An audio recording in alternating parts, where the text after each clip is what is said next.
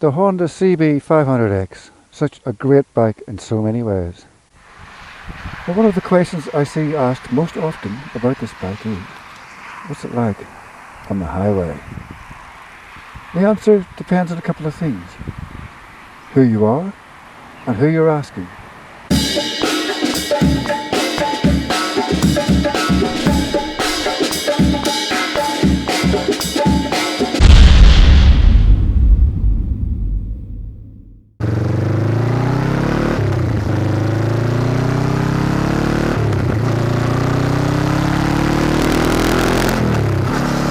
So yeah, first question, who are you?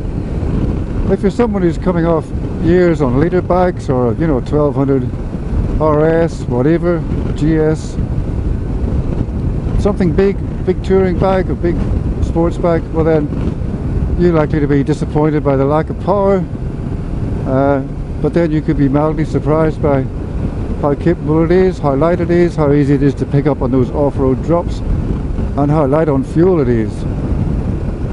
If you're coming off, a background of riding 250s, like maybe a WR 250 or whatever, the first time you ride CB500X on a highway stint between dirt rides, you'll feel so much more comfortable. You'll feel the bike so much more capable. You're not wringing it out at the end of its capabilities, and you'll really enjoy that, although you might find it's a bit lacking in off-road abilities once you get off-road, of course. Similarly, who you ask, if you ask somebody with one of those backgrounds, then the answers will be flavoured by the same things I've just discussed. Now if you ask someone though who has had a CB500X, maybe done over 100,000 kilometres on it like I have, done many long days on highways to get to favourite destinations to ride on dirt roads, then you'll get more of a balanced answer perhaps, I mean, I think this bike is well capable on highways, but my background was a Hepco 125 and then a VTR 250 before this bike. I have ridden bigger bikes, I've just never owned one. Personally, I've never really felt the need, but if I owned one, perhaps I'd change my whole idea on that. But the thing is, does this bike get up to speed and stay up to speed and hold it on the highway? It certainly does.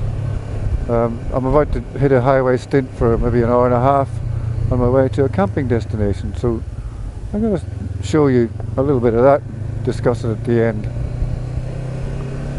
Is it comfortable? Well, the seat, that is a completely individual thing.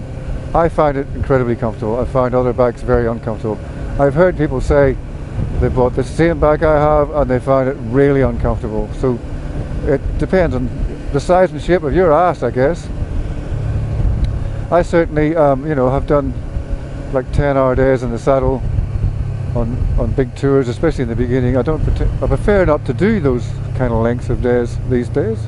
I prefer to enjoy my riding more and enjoy the places I'm travelling through. But anyway, I've done it.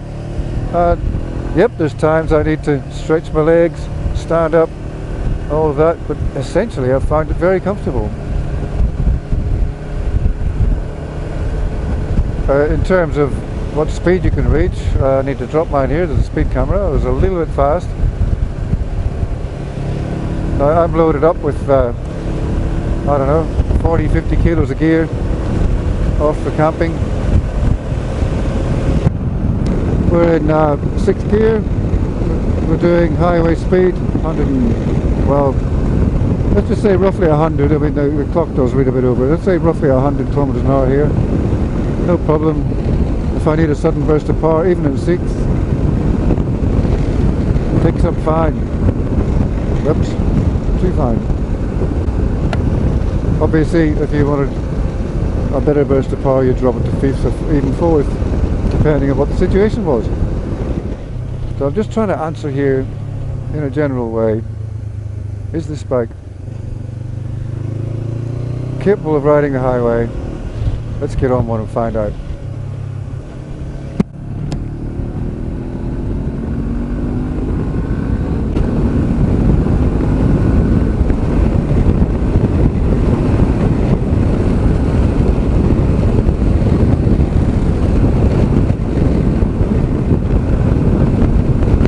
Right, straight into an overtaking opportunity.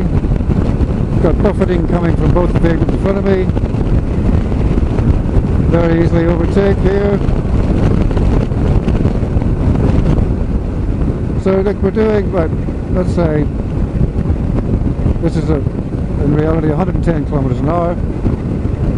Well, on 5,500 RPM, loaded up like this. I do think it's very capable.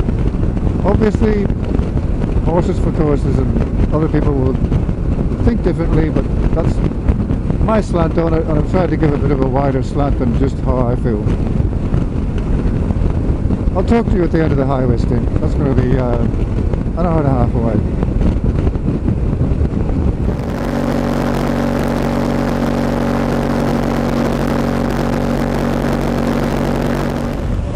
Well, this should be a good test.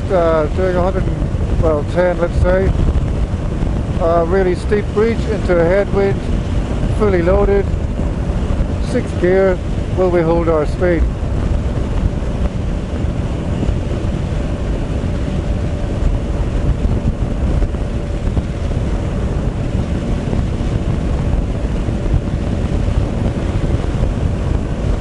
Easily. In fact, we could even accelerate in 6th gear up this hill into a headwind.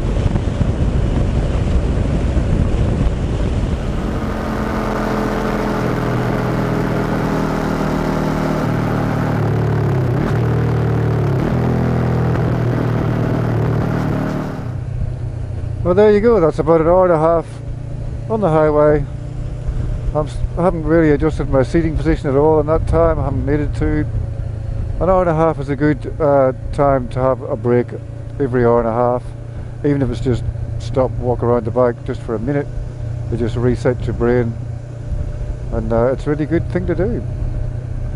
So I hope that's informative for anybody thinking about getting this bike and whether they think it's any good on the highway.